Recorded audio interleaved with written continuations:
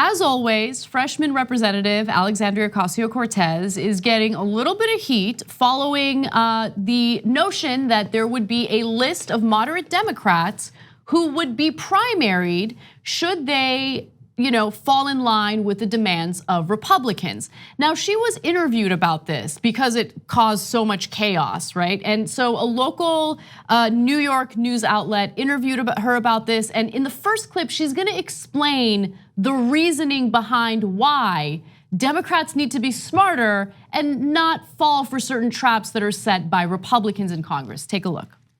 There was a group of Democrats that had splintered off from the party to, at the last moment, add a pro-ICE amendment, an expansion of power for ICE, to a gun safety bill, which, and I've said this before, I understand ideological differences. If you are a Democrat that believes that ICE should have more power in this time, that's one thing.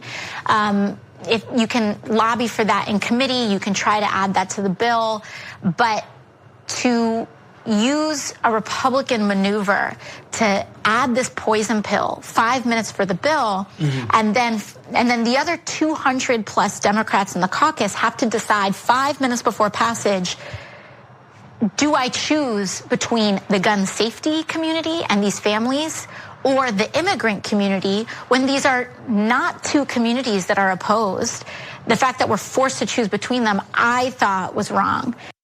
Okay, so let me give you a little more detail. So the legislation initially was simply to close certain loopholes when it comes to background checks. So for instance, if you go to a gun show, you can purchase guns without a background check, and that's problematic. And so the bill was great in the beginning, but as she mentions, in the last minute, there's this Republican maneuver, and some Democrats participated in this, where they added wording in the legislation that would allow for gun sellers to alert ICE if an undocumented immigrant is attempting to buy a gun.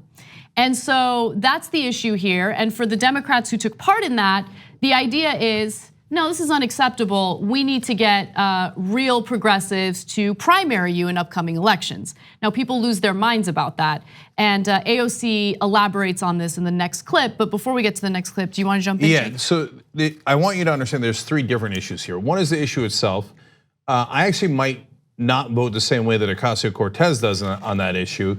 I don't like that they call it illegal immigrants in the bill. I don't like that they give the power to ICE as opposed to another agency. But I don't mind the government being made aware if an undocumented immigrant's going to buy a gun. I would be in favor of that legislation. So that's issue number one, okay? And I don't know what Ocasio-Cortez's views are on undocumented immigrants trying to buy guns. I do know she doesn't like to empower ICE in that direction, and the language in the bill is wrong. Okay, so that's issue number one. Issue number two is, should you vote on that by itself or attach it to a different bill, which is a dirty trick? Now, it's a trick that does happen from time to time in Congress, but as she points out, these people have been working on this for years, and when 26 Democrats flip over and help the Republicans with that dirty trick, that is deeply problematic, and that I agree 100% on. The third issue is, should you have a list of Democrats who keep voting with Republicans? Now that we're gonna talk about more, because I think that's the core of the issue, but let's go to the next clip. Yeah, so we will talk about that after AOC elaborates on it, so let's take a look.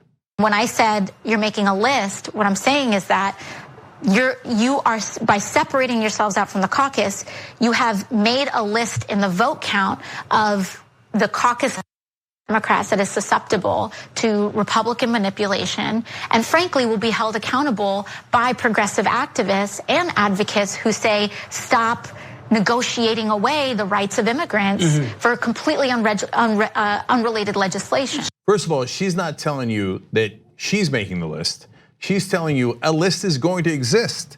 In fact, you could take that as helpful information, because a lot of these knuckleheads in Washington still think, oh, I'm gonna play these little games that nobody's gonna notice. No, as I keep telling you, you're gonna get caught.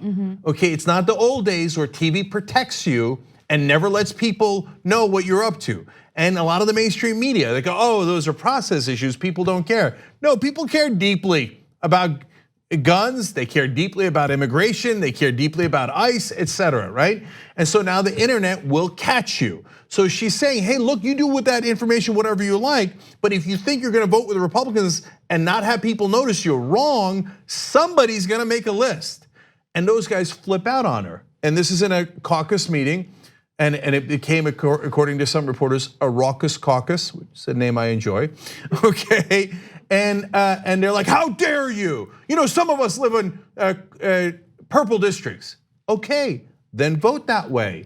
She's not telling you not to vote that way. She's telling you progressive activists aren't gonna like that. You think that your district will like that. You vote whichever way you like. But the point is, people will make a list. And me, my point of view, goddamn right we're gonna make a list. And we're gonna check it twice, and we're gonna see who's been voting with the Republicans and who's been voting against them. So look, I'm one of the founders of the Justice Democrats. Justice Democrats are going to primary Democrats. So I love that that group is making a list, it's true. Now, there's a number of people in Congress who are Justice Democrats, including Ocasio-Cortez, but they don't run the group today. They're not the people making the list. But there are people making a list, she's absolutely right about that, and things like this are relevant. And so, for example, the first person on the list is Henry Cuellar. Why? He's in a very safe district that voted for Hillary Clinton by 20 points. He voted with Trump 69% of the time. Gotta go. Gotta go. Yes, we're making a list. Cuellar is on the list, and other people are gonna go on the list. So if you don't like that, well then vote right. And if you think you're proud of your votes, say you're proud of your votes. But if you think you're gonna hide and get away with it, it's a new day in America. You're gonna get caught. So there's a fascinating trend happening in politics right now among the electorate that I think scares a lot of these elected officials, especially the elected officials on the left. First off, I think the Trump administration woke a lot of people up because all of a sudden everyone is politically active in one way or the other. Either they're educating and informing themselves in ways that they had no interest in before, and that's okay, not everyone was interested in politics.